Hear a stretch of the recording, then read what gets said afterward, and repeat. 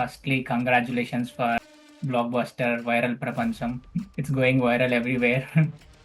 Thank you. I mean ఆ central theme ఎలా వచ్చిందన్న సబ్జెక్ట్? సెంట్రల్ థీమ్ వచ్చేసి నేను ఒక బుక్ చదివాను, సైబర్ సెక్సీ అని చెప్పి ఒక బుక్ ఉంది. ఓకే. ఇంటర్నెట్ గురించి దాంట్లో చాలా మాట్లాడుతారు. ఇండియన్ ఆథరే ఒక లేడీ రాశారు, నాకు పేరు గుర్తులేదు. తన బుక్ చదువుతున్నప్పుడు నాకు ఇలా దాంట్లో ఈ వర్డ్ వచ్చింది అనమాట.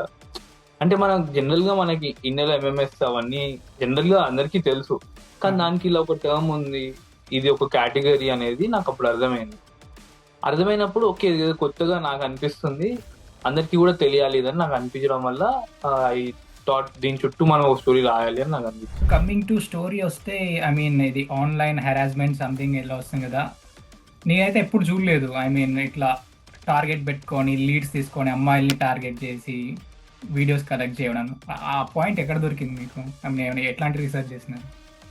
అయితే ఫేస్బుక్ లో చాలా రకరకాలుగా ఈ ఈ స్కామ్స్ అయితే జరిగాయి.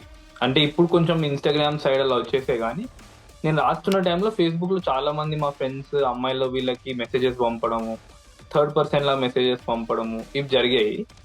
నేను ఏదో ఒక దగ్గర చదివాను, యాక్చువల్లీ బీన్ అ వైల్, నాకు గుర్తులేదు, ఆన్లైన్ ఎక్కడో చదివాను, ఇలానే అమ్మాయితో మాట్లాడి ట్రాప్ చేసి ఈ మొత్తం స్కెచ్ ఏదైతే ఉందో ఆ స్కెచ్ ఆ ట్రాక్ మొత్తం నేను చదివాను ఇక్కడ ఇలా చేస్తున్నారని. సో నేను రాసుకునేటప్పుడు కూడా ఇప్పుడు బేసిక్గా నేను నా మేజర్ థీమ్ ఏముండే అని రాసేటప్పుడు, ఇలా మనకు ఒక అమ్మాయి వీడియో బయటికి వెళ్ళడం చాలా దగ్గరలో మనం చూసాం, కానీ మనకు వాళ్ళ స్టోరీ తెలియదు కదా. సో రెండు రకాలుగానే వెళ్తుంది. ఒకటి తను బాగా నమ్మిన ఒక అబ్బాయి చేయడము, లేదా ఇంకొకటి ఈ థర్డ్ పర్సన్ ఎవరో వచ్చి అమ్మాయి వీడియో అమ్మేయడము, ఇలా చేస్తారు. ఈ రెండు తెలిసాక కూడా ఆ వీడియో బయటకు వచ్చిన అమ్మాయిని మనం జడ్జ్ చేస్తామా లేదా అని ఒక థాట్ ఉండే అనమాట. నేను రాస్తున్నప్పుడు అలా రాద్దాం అనుకున్నా.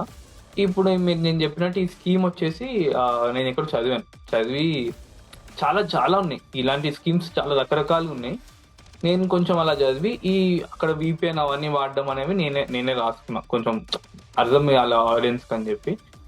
అంత ఇలా కూడా ఉండరు, అంటే అంత కేర్ఫుల్ గా కూడా ఉండరు చేసేవాళ్ళు. ఎందుకంటే ఎండ్ ఆఫ్ ఇట్ ఎలా అయిపోతుందంటే అమ్మాయే కదా బ్లేమ్ అయ్యేది, దాంట్లో ఇన్వాల్వ్ అయిన అమ్మాయిలు కూడా చెప్పట్లేదు అనమాట బయటకు వచ్చి, మాట్లాడకపోవడము.